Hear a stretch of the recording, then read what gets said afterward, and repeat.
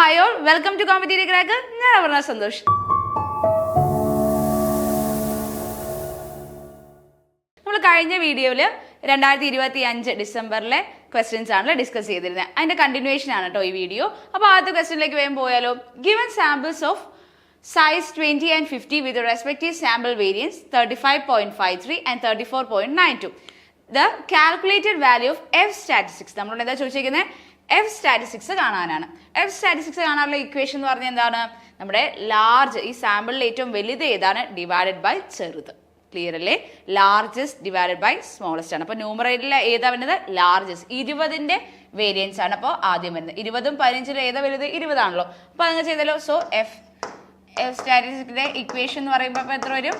35.53 divided by 34.92. ഇവിടെ നോക്കിക്കേ, ഇത് നമുക്കറിയാം ന്യൂമറേറ്റർ ആണ് വരുന്നത്. അപ്പോൾ ഒരിക്കലും ഇതും വരില്ല. ഇതിൽ രണ്ടെണ്ണത്തിൽ ഏതെങ്കിലും ഒന്നായിരിക്കും വരുന്നത്. ഇതൊന്ന് ഡിവൈഡ് ചെയ്ത് വെക്കുമ്പോൾ 1.0 സംതിങ് ആയിരിക്കും വരുന്നത്. കാരണം ഒരിക്കലും 3 വരാൻ സാധ്യത കുറവാണ്. സോ ഓപ്ഷൻ 1 ആണ് നമ്മുടെ ആൻസർ വരുന്നത്. ഓപ്ഷൻ 1. നമുക്ക് ഈവൻ ഇഫ് നിങ്ങൾ ഇത് ഫുള്ള് ചെയ്ത് നോക്കിയില്ലെങ്കിലും ഇതുപോലെ നിങ്ങൾക്ക് 1 മിനിറ്റ് കൊണ്ട് ആൻസർ ചെയ്യാൻ പറ്റും. ഉറപ്പായിട്ട് നിങ്ങൾ ഡിവൈഡ് ചെയ്ത് കൺഫ്യൂഷൻ അകറ്റിയിട്ട് വേണം ചെയ്യാൻ. എന്നാലും നമുക്കൊരു ഐഡിയ ഉണ്ടെങ്കിൽ സുഖമായിട്ട് ഏതാണെന്ന് നമുക്കൊന്ന് ഐഡന്റിഫൈ ചെയ്യാൻ പറ്റും കേട്ടോ. ക്ലിയർ അല്ലേ? ഇനി അടുത്ത ക്വസ്റ്റ്യൻ. സോ ഓപ്ഷൻ 1 ആണ് നമ്മുടെ ആൻസർ വരുന്നത് കേട്ടോ. അടുത്ത ക്വസ്റ്റ്യൻ എന്നത് മാച്ച് ദ ഫോളോയിങ് ആണ്. കമ്മിറ്റികളുടെ ഈ കമ്മിറ്റി, ടാക്സ് റിഫോം കമ്മിറ്റിയിലെ ഏതുതരം കമ്മിറ്റി ആണെങ്കിലും സ്ഥിരമായിട്ട് ഏതെങ്കിലും കമ്മിറ്റീസിനെ ബേസ് ചെയ്ത് ചോദ്യം ചോദിക്കാറുണ്ട്. ഇതൊരു ഷുവർ ക്വസ്റ്റ്യൻ ആണ്. എല്ലാ ക്വസ്റ്റ്യൻ പേപ്പറിലും ഈ ഇതുപോലത്തെ ഒരു ക്വസ്റ്റ്യൻ നിങ്ങൾ എക്സ്പെക്ട് ചെയ്യുക. ക്രോണോളജി ആയിരിക്കും, മാച്ച് ദ ഫോളോയിങ്, അങ്ങനെ എന്തും ആയിരിക്കട്ടെ ഉറപ്പായിട്ടും വരും കേട്ടോ. ഒന്നിലേക്ക് ഇയർ ആയിരിക്കും, അല്ലെങ്കിൽ അത് ഈ ഒരു കമ്മിറ്റി എന്തിന്റെ ബേസിസിലാണ് വന്നതെന്നായിരിക്കും ചോദിക്കുന്നത് കേട്ടോ. ഷുവർ ആണ്. ഇത് ഇനി വരുന്ന എക്സാംസിൽ ഇതൊന്നും സ്കിപ്പ് ചെയ്യാൻ പാടില്ല കേട്ടോ. അപ്പോൾ ആദ്യത്തെ എന്താണ്? നരസിംഹം കമ്മിറ്റിയാണ്. അത് ഏത് വർഷമാണ് വന്നത്? 1991 നരസിംഹം കമ്മിറ്റി വന്നത്. നരസിംഹം കമ്മിറ്റി എന്തിനു വേണ്ടിയിട്ടാണ് വന്നത്? നരസിംഹം വന്നത് ഫിനാൻഷ്യൽ സെക്ടർ റിഫോമിന് വേണ്ടിയിട്ടാണ് കേട്ടോ. അടുത്ത നരസിംഹം കമ്മിറ്റി 2 എന്ന് പറയുന്നത് 1998 വന്നതാണ്. അതെന്തിനു വേണ്ടിയിട്ടാണ് വന്നത്? ബാങ്കിങ് സെക്ടർ റിഫോംസിന് വേണ്ടിയിട്ടാണ്. ചെല്ലാൻ കമ്മിറ്റിയും 1991 ആണ്. അത് ടാക്സ് റിഫോം കമ്മിറ്റിയാണ്. രംഗരാജൻ കമ്മിറ്റി പോവേർട്ടി എസ്റ്റിമേഷൻ കമ്മിറ്റിയാണ്. 2012 വന്നത്. ക്ലിയർ അല്ലേ? അപ്പോൾ ഓരോ കമ്മിറ്റികളും ഏതാണ്? സോ ഓപ്ഷൻ 1 എ എന്ന് പറയുന്നത് 3 വരുന്നത് അല്ല, എ എന്ന് പറയുന്നത് 3 എന്ന് പറയുന്ന ഒറ്റ ഓപ്ഷനേ ഉള്ളൂ. ഓപ്ഷൻ 2. സോ നമ്മുടെ ആൻസർ വരുന്നത് 2 ആണ് നമ്മുടെ ആൻസർ വരുന്നത് കേട്ടോ. ക്ലിയർ അല്ലേ? നമ്മളപ്പോൾ എന്തായാലും ഉറപ്പായിട്ട് ഈ ഒരു ക്വസ്റ്റ്യൻ ഉണ്ടാവും ഇന്നത്തെ എക്സാമിന്. ഒന്നില്ലെങ്കിൽ ഇയർ ആയിരിക്കും ചോദിക്കുന്നത്, അല്ലെങ്കിൽ എന്താ ചോദിക്കുക, അവർ എന്താണ് അവരുടെ ഒരു കമ്മിറ്റിയുടെ മെയിൻ അജണ്ട, എന്തിൻ്റെ റിഫോമാണ് അവർ കൊണ്ടുവന്നതെന്നായിരിക്കും. അപ്പോൾ ഉറപ്പായിട്ട് ഈ ഒരു ക്വസ്റ്റ്യൻ ഉണ്ടാവും. ഇന്നത്തെ എക്സാംസിലെല്ലാം പഠിച്ചിട്ട് വേണം കേട്ടോ പോകാൻ.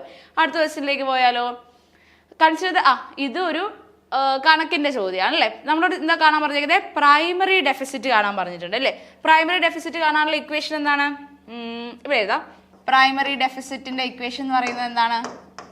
പ്രൈമറി ഡെഫിസിറ്റ് ഇക്വേഷൻ എന്ന് പറയുന്നത് fiscal deficit minus interest payment ആണ്. എന്താണ്? Fiscal deficit minus interest payment ആണ് നമ്മുടെ ഇക്വേഷൻ വരുന്നത്. അപ്പോൾ ആദ്യം നമ്മൾ എന്ത് ചെയ്യണം? ഫിസ്ക്കൽ ഡെഫിസിറ്റ് ആണ്. ഫിസ്ക്കൽ ഡെഫിസിറ്റിന്റെ ഇക്വേഷൻ എന്താ വരുന്നത്? ഫിസ്ക്കൽ ഡെഫിസിറ്റിന്റെ ഇക്വേഷൻ എന്ന് പറയുന്നത് total expenditure minus revenue receipts plus non debt capital receipts. അപ്പോൾ എന്താണ് ഫിസ്ക്കൽ ഡെഫിസിറ്റിന്റെ ഇക്വേഷൻ വരുന്നത്? ഫിസ്ക്കൽ ഡെഫിസിറ്റിന്റെ ഇക്വേഷൻ എന്ന് പറഞ്ഞു കഴിഞ്ഞാൽ total expenditure minus revenue receipt plus non debt capital receipts ആണ് കേട്ടോ വരുന്നത്. അപ്പോൾ ഇവിടെ എല്ലാം കൊടുത്തിട്ടുണ്ടോ നോക്കിയാലോ. എന്താണ് ടോട്ടൽ എക്സ്പെൻഡിച്ചർ? ടോട്ടൽ എക്സ്പെൻഡിച്ചർ എന്ന് പറയുന്നത് 8600 8600 മൈനസ് റവന്യൂ റെസീപ്റ്റ്സ് എത്രയാണ്? 5600 പ്ലസ് പിന്നെന്താ ചോദിച്ചിരിക്കുന്നത്? നോൺ ഡെറ്റ് ക്യാപിറ്റൽ എന്ന് പറയുന്നത് ഈ disinvestment plus recovery of loan ആണ് കേട്ടോ. ഡിസ്ഇൻവെസ്റ്റ്മെന്റ് എന്ന് പറഞ്ഞാൽ 400, റിക്കവറി ഓഫ് ലോൺ എന്ന് പറഞ്ഞാൽ 150 പ്ലസ് 400 പ്ലസ് 150. ഓക്കെ, അപ്പോൾ എത്ര വരും? 8600 മൈനസ് 5600 പ്ലസ് 550. ഇത് രണ്ടും കൂടെ ആഡ് ചെയ്യുമ്പോൾ എത്രയും? 8600 മൈനസ് 615 6150 വരും. ഇനി ഇതിനെ മൈനസ് ചെയ്യുമ്പോൾ എത്ര വരും? 2450. അപ്പൊ നമുക്ക് എന്ത് കിട്ടി? ഫിസിക്കൽ ഡെഫിസിറ്റ് ആണ് കിട്ടിയത് 2450 എന്ന് പറഞ്ഞാൽ. ഇനി എന്താണ് പ്രൈമറി ഡെഫിസിറ്റ് കാണാൻ എന്ത് ചെയ്യണം? 2450 minus interest payment. Interest payment എത്രയാണ്? 1 2 3 800. ഇതിൽ നിന്ന് 800നെ കുറച്ചാൽ 800നെ കുറച്ച് എത്ര കിട്ടും?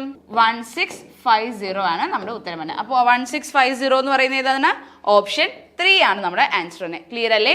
ഇത് കുറച്ച് സ്ഥലം ഇല്ലാത്തതുകൊണ്ട് അവിടെ ഇവിടെയൊക്കെ ഞാൻ ഒന്ന് ഓടിച്ച് പറഞ്ഞു പോവാം. അപ്പോൾ നമ്മളോട് എന്താ ചോദിച്ചിരിക്കുന്നത്? പ്രൈമറി ഡെഫിസിറ്റ് ആണ്. പ്രൈമറി ഡെഫിസിറ്റ് കാണാനുള്ള ഇക്വേഷൻ എന്താണ്? Primary deficit equals physical deficit minus interest payment ആണ്. അതിന് നമുക്ക് എന്ത് വേണം? ഫിസിക്കൽ ഡെഫിസിറ്റ് ഡയറക്റ്റ് ഇവിടെ തരാത്തതുകൊണ്ട് നമ്മൾ എന്ത് ചെയ്യണം? ഫിസിക്കൽ ഡെഫിസിറ്റ് കണ്ടുപിടിക്കണം. ഫിസിക്കൽ ഡെഫിസിറ്റ് എങ്ങനെയാണ് കാണുന്നത്? Fiscal deficit equals total expenditure. എന്താണ് ടോട്ടൽ എക്സ്പെൻഡിച്ചർ മൈനസ് ഇൻ ബ്രാക്കറ്റ്സിൽ revenue receipts plus non debt capital receipts ആണ്. ഓക്കെ, നമുക്കിവിടെ non debt capital total expenditure direct തന്നിട്ടുണ്ട്. ദാ ടോട്ടൽ എക്സ്പെൻഡിച്ചർ 8600 തന്നിട്ടുണ്ട്. റവന്യൂ റെസിപ്റ്റ്സ് 5600 തന്നിട്ടുണ്ട്. Non direct capital receipts direct തന്നിട്ടില്ല. അതെന്ത് ചെയ്യണം? നമ്മൾ ഈ ഡിസ്ഇൻവെസ്റ്റ്മെന്റ് റെസിപ്റ്റും റിക്കവറി ഓഫ് ലോൺ എന്ന് പറയുന്നതാണ് നമ്മുടെ നോൺ ഡയറക്റ്റ് ക്യാപിറ്റൽ എക്സ്പെൻഡിച്ചർ എന്ന് പറഞ്ഞാൽ. അത് രണ്ടും കൂടെ ആഡ് ചെയ്യുക. അപ്പോൾ എന്ത് ചെയ്യണം? എന്നിട്ട് സോൾവ് ചെയ്താൽ മതി. അപ്പോൾ എത്രയായി? 2450 കിട്ടി. അതെന്ത് ചെയ്യുക? ഇവിടെ ഇൻട്രസ്റ്റ് പേയ്മെന്റിനോട് അതിനെ ഡിഡക്ട് ചെയ്ത് കഴിഞ്ഞാൽ നമുക്ക് ആൻസർ കിട്ടും കേട്ടോ. സിമ്പിൾ ക്വസ്റ്റ്യൻ ആയിരുന്നു ഇത് അല്ലേ? ഈ ഒരു ഇക്വേഷൻ അറിഞ്ഞിരുന്ന ഈ ഒരു ക്വസ്റ്റ്യൻ സുഖമായിട്ട് നിങ്ങൾക്ക് ആൻസർ ചെയ്യാം അല്ലേ? അപ്പോൾ അടുത്ത ക്വസ്റ്റ്യനിലേക്ക് പോയാലോ?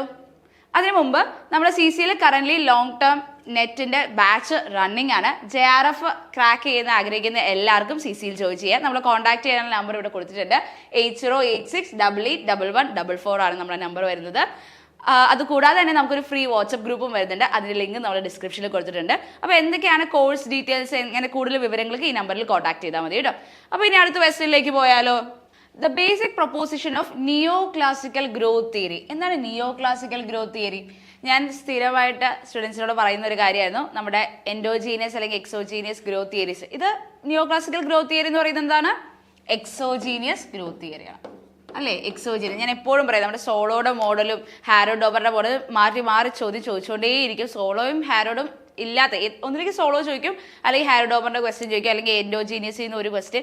ഈ 3 പഠിക്കാതെ ഒരിക്കലും ഒരു ആളും എക്സാമിന് പോകുന്നത് ഞാൻ എപ്പോഴും പറയുന്നു. അത് മാത്രമല്ല, അതുപോലെ തന്നെ അസംഷൻസും ലിമിറ്റേഷൻസും എല്ലാ തിയറീസിനെയും പഠിക്കുന്നുണ്ട്. അസംഷനിൽ നിന്നായിരിക്കും ഏറ്റവും കൂടുതൽ സ്റ്റേറ്റ്മെന്റ് ടൈപ്പ് ക്വസ്റ്റ്യൻസ് വരുന്നതെന്ന് പറയും. അപ്പോൾ ഞാൻ പറഞ്ഞ പോലെ തന്നെ നിയോ ക്ലാസിക്കലിന് ഒരു ക്വസ്റ്റ്യൻ നമുക്ക് കിട്ടിയിട്ടുണ്ട്. അപ്പോൾ എന്താ basic proposition of neoclassical growth theory? Solow stand model എന്നറിയപ്പെടുന്ന അല്ലെങ്കിൽ സോളോ മോഡൽ ആണ് നമ്മുടെ നിയോ ക്ലാസിക്കൽ ഗ്രോത്ത് അല്ലെങ്കിൽ എക്സോജീനിയസ് ഗ്രോത്ത് തിയറി എന്ന് പറയുന്നത്. 1958 a contribution to the theory of economic ഗ്രോത്തിലൂടെയാണ് ഈ എക്സോജീനിയസ് ഗ്രോത്ത് തിയറിയുടെ ഒരു എന്താ പറയുക ഉത്ഭവം എന്ന് പറഞ്ഞാൽ തന്നെ. സോളോ അല്ലാതെ സ്വാൻ, മെയ്ഡ് എന്ന് തുടങ്ങിയ എക്കണോമിസ്റ്റുകൾ ഇതിനകത്ത് ഇൻക്ലൂഡഡ് ആണ്. ഇതിനകത്ത് മെയിൻ അസംഷൻസ് എന്തൊക്കെയായിരിക്കും? Substitution of labour and capital possible ആണ്, പെർഫെക്റ്റ് കോമ്പറ്റീഷൻ ആണ്, കോൺസ്റ്റന്റ് റിട്ടേൺസ് ടു സ്കെയിൽ ആണ്.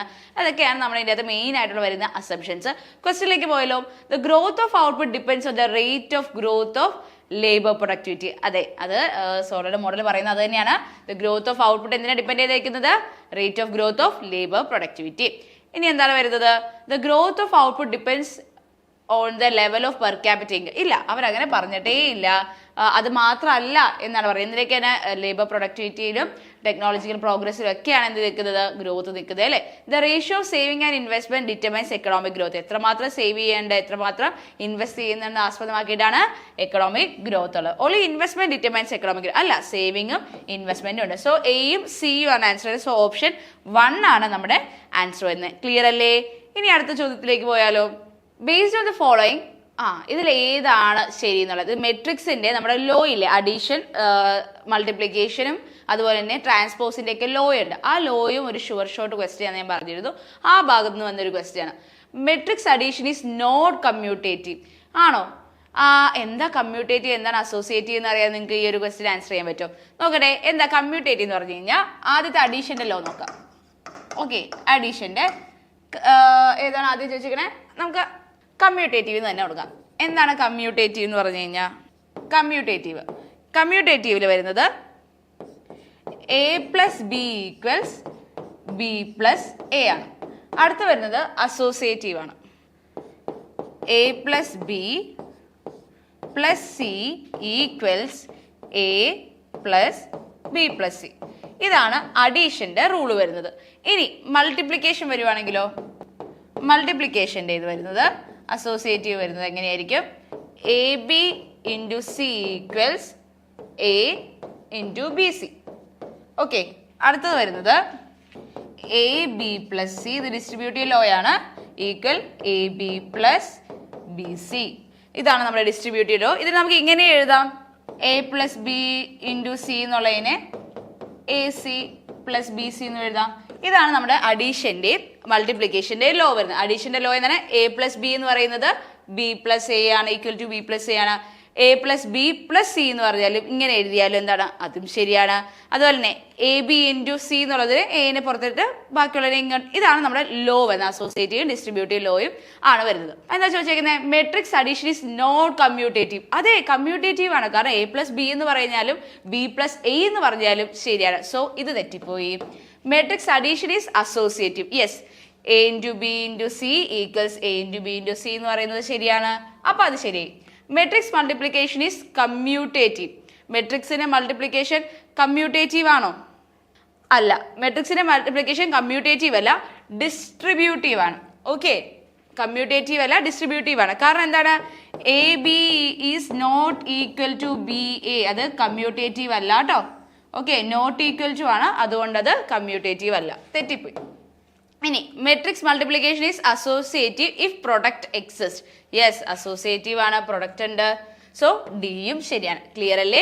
അപ്പോൾ എന്തൊക്കെയാണുള്ളത്? അഡീഷനിലെ കമ്മ്യൂട്ടേറ്റീവും അസോസിയേറ്റീവും ആണ്. മൾട്ടിപ്ലിക്കേഷനിൽ എന്തൊക്കെയുണ്ട്? അസോസിയേറ്റീവും ഡിസ്ട്രിബ്യൂട്ടീവ്. കമ്മ്യൂട്ടേറ്റീവ് ലോ വരില്ല, കാരണം A B is not equal to B A. Okay, നമ്മൾ മൾട്ടിപ്ലിക്കേഷൻ എടുക്കുമ്പോൾ തിരിച്ചിട്ടപ്പോൾ സെയിം വരാറുണ്ടോ? ഇല്ല അല്ലേ? നമ്മൾ റോസ് ആൻഡ് കോളംസ് നോക്കണം, അതുകൊണ്ടാണ് കേട്ടോ. ക്ലിയർ അല്ലേ? ഇനി ഇത് കൂടാതെ തന്നെ ട്രാൻസ്പോസ് ലോയും കൂടെ ഉണ്ട്. എന്താ ട്രാൻസ്പോസ് എന്ന് പറഞ്ഞു കഴിഞ്ഞാൽ? നമ്മൾ അതിന്റെ നേരെ ഉൾട്ട എടുക്കുന്നത് അല്ലേ? അതാണല്ലേ നമ്മുടെ ട്രാൻസ്പോസ് എന്ന് പറഞ്ഞു കഴിഞ്ഞാൽ. അപ്പൊ നമുക്ക് ട്രാൻസ്പോസിനും ലോ ഉണ്ട്. ഓക്കെ, ട്രാൻസ്പോസിനും ലോ ഉണ്ട്. ഓക്കെ, ആദ്യത്തെ law A transpose whole transpose എന്ന് പറയുന്നത് എ തന്നെയാണ്. രണ്ടാമത് വരുന്നത് എന്തായിരിക്കും? കെ ഇൻറ്റു എ ട്രാൻസ്പോസ് എന്ന് പറഞ്ഞാൽ കെ എ ട്രാൻസ്പോസ് ആണ്. കെ എന്ന് പറഞ്ഞ ഒരു നമ്പറാണ്. ഇപ്പൊ 5 ഒരു നമ്പർ എന്നുള്ള രീതിയിൽ, കോൺസ്റ്റന്റ് എന്നുള്ള രീതിയിലാണ് കേട്ടോ കെ എന്ന് ഉദ്ദേശിക്കുന്നത്. അടുത്തത് മൂന്നാമത്തെ എന്ന് പറയുന്നത് A plus B whole transpose equal to A transpose plus B transpose ആണ് വരുന്നത്. ഇനി നാലാമത്തെ വരുന്നത് A B whole transpose equal A B transpose A transpose ആണ് വരുന്നത്. ക്ലിയർ അല്ലേ? അപ്പൊ നാലാമത്തെ എന്താണ്? എ ബി ഹോൾ ട്രാൻസ്പോസ് വരുമ്പോൾ ബി ആയിരിക്കണം കേട്ടോ ആദ്യം എഴുതുന്നത്, ഇല്ലെങ്കിൽ അത് തെറ്റിപ്പോകും. ഓക്കെ, ഇത് ഇത്രയാണ് നമ്മുടെ റൂൾസ് വരുന്നത്. അപ്പൊ അഡീഷനും മൾട്ടിപ്ലിക്കേഷനും ട്രാൻസ്പോസ് റൂളും മെട്രിക്സിനെ മസ്റ്റ് ആയിട്ട് പഠിച്ചിട്ട് വേണം കേട്ടോ. അപ്പൊ ഇതാണ് നമ്മളോട് ഇപ്പൊ ചോദിച്ചേക്കുന്നത്. അപ്പോൾ ക്ലിയർ അല്ലേ? ഈ ട്രാൻസ്പോസിന്റെ ഏരിയ അല്ലെങ്കിൽ നമ്മുടെ ഇതെന്ന് പറയുമ്പോൾ നമ്മുടെ ആൻസർ ഏതാ വരുന്നത്? ഓപ്ഷൻ 4 ആണ് വരുന്നത്. ബിയും ഡിയും ആണ് ശരി. എന്തുകൊണ്ട് മറ്റേതെല്ലാം തെറ്റിപ്പോയെന്ന് അറിയാലോ. ഓക്കെ, ബാക്കി നമുക്ക് ഇന്നത്തെ ക്വസ്റ്റ്യൻസ് നമ്മൾ ഇന്നത്തെ പാർട്ടിൽ ഡിസ്കസ് ചെയ്യാം. അപ്പോൾ വീഡിയോ ഇഷ്ടപ്പെട്ടെങ്കിൽ ലൈക്ക് ചെയ്യുക, ഷെയർ ചെയ്യുക, സബ്സ്ക്രൈബ് ചെയ്യുക. താങ്ക്